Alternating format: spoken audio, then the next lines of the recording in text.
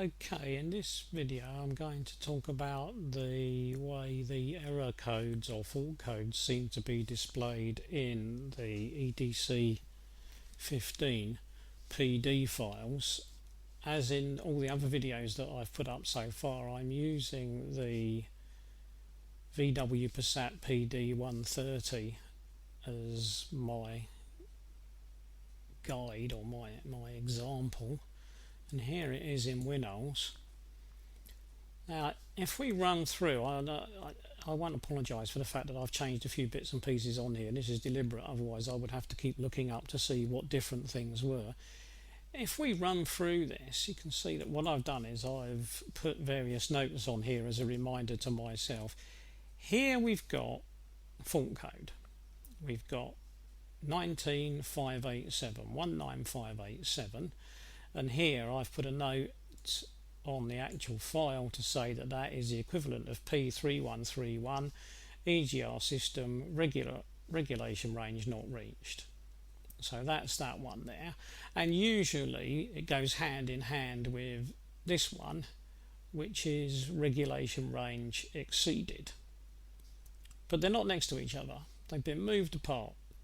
So obviously that was deliberate. The designers deliberately did that. So we've got here not reached, and there we've got exceeded. So if we look at this one here, which seems to be in pair with it, we have got EGR flow rate, and if I just drag that over so that we can see a bit more of it, that one says XF's detected. And if I go and look at this one over here, it says insufficient detected. So we've got two more EGR error codes. So we've got 1, 2, 3, 4. If you've seen the previous video, you'll know what that is. Then we've got one there, 5, which, as it says down here, is the EGR valve short circuit to battery plus, and that is with EGR control circuit high there. So presumably one of these over here will be a different kind of short circuit. There we go, short circuit to minus or to the ground, and this one control circuit too low. So we've got 1, 2, 3, 4, 5, 6, 7, 8. And if you watch the previous video that I put up, you'll know that that's the maximum. We can only have 8.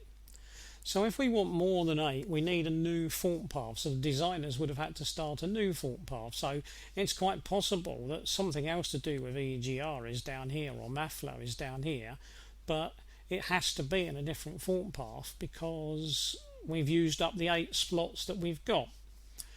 Now, if this were the previous version of EDC15, prior to PD, these 8 codes would all be in a nice long row, and we would be able to go, oh look, there's 0, there's 1, there's 2, there's 3, there's 4, and so on, up to 7. They're not arranged like this in PD files, so this could be 0, 1, 2, 3, 4, 5, 6, 7, or maybe they're just not arranged 0 to 7. But we've certainly got 8 anyway, and that's why I've made them green there so that they will stand out. Now, anybody who watched the previous video will know that these are the environmental conditions for those faults. So we've got 1, 2, 3, 4, 5. And these don't seem to change from EDC15 non-PDs to EDC15 PD engines. So these seem to represent the same thing.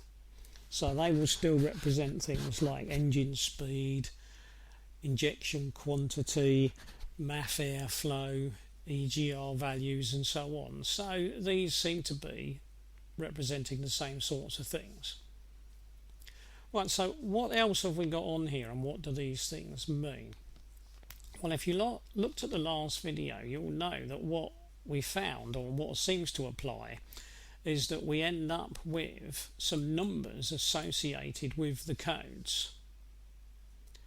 Now, again, we are in the area of how I believe this works, and of course lots of experiments by various people, and myself included, tend to suggest that much of what I'm saying is correct, because it does seem to happen when you make your own changes. you will be able to make changes of your own if you want to test this out on your own car. It shouldn't cause you any problems as long as you're only changing odd values one at a time and checking to see what happens, or maybe two at a time.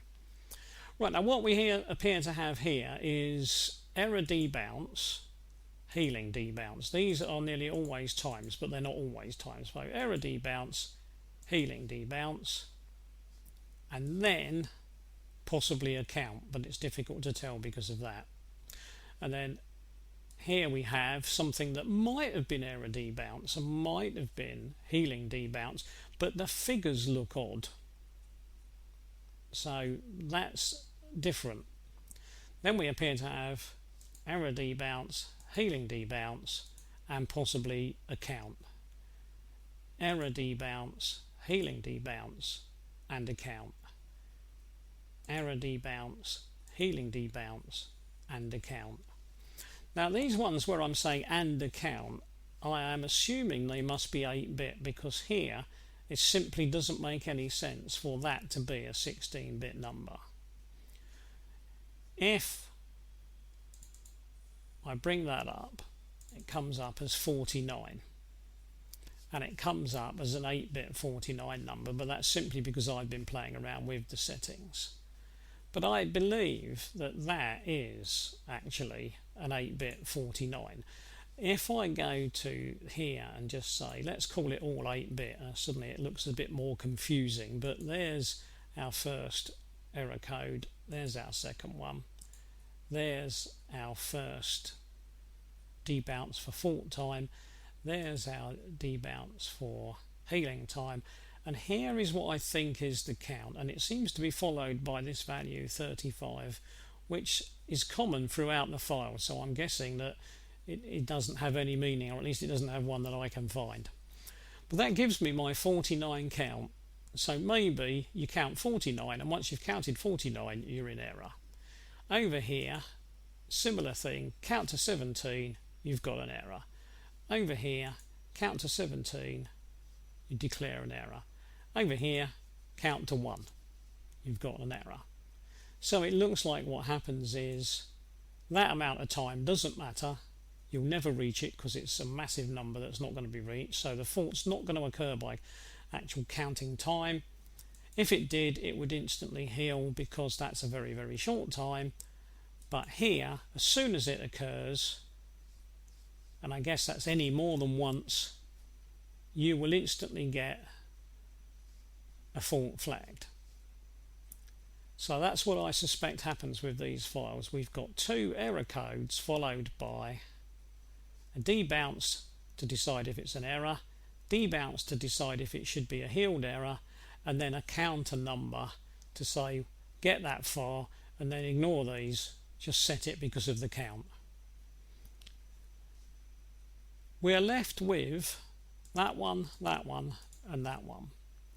And it's difficult to know exactly what these two are, or these three are, because of the numbers involved. I suspect that this one is what was originally the priority. In other words, instead of going from 0 to 7, I think this now is readable more like this. In other words, this code is the information for that particular point.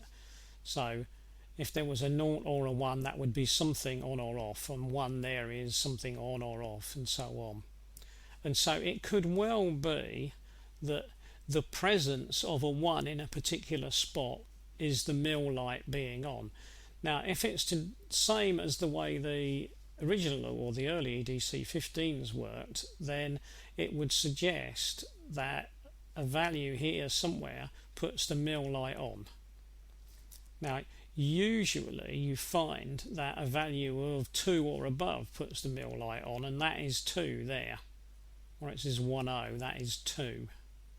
So that would be a value of 2. So maybe this code is telling us there the mill light should be on, and here it's telling us something else about that. I do have an idea about how some of this works, but I'm not 100% sure, so I'm not going to say anything about it here in case I'm explaining something that's completely wrong. But assuming that that is the equivalent of priority, then this would be our count for fault count starting and hill count starting. And again, I believe those are connected with the other counters. So they are the point at which the counter should start. But again, it's very, very, very difficult to pin these down exactly, but it would appear to be that way. And when it comes to the specific faults, it would appear that what they do is when they can, they pair them up as opposites. And so one might be, let's go back to the 16-bit view. So in other words, one here might be for not reaching something, whereas the opposite one over there is for excess. And so then the two are the opposite of each other. So that's what I believe is happening. The only other thing that's not 100% sure is that, generally speaking, you have to do a bit of searching to work out exactly what is paired with what, and this can cause real problems because these two presumably are using those three messages there as their data. And then these two have got this odd little bit jumped in here, which in the old files was at the beginning. Then they've got the ambient or environmental coding, and then they've got that. So I'm presuming that these bits here are for that one. Then these two have got their information right next to them, and then these two have got their information right next to them. So that would seem to suggest that these are for those two. Right, now what I'm going to do is I'm going to stop there to keep this at a manageable length. Then I'm going to come straight back in on another video with exactly the same information. So I'm going to continue this, but I'm going to talk about what we might consider changing if we wanted to make a change to an error code. So I'll stop there first.